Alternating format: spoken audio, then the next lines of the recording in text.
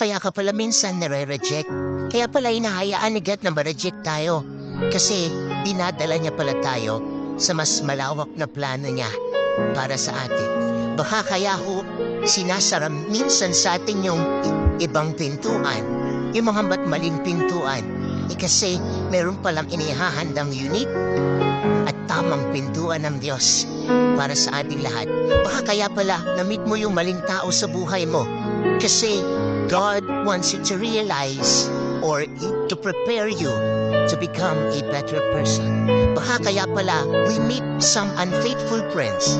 Kasi gusto ng Diyos matutunan natin yung kahalagahan ng pagpapahalaga sa pagkakaibigan. Rejection does not mean failure. Rejection is not equal to failure. Rejection is a redirection.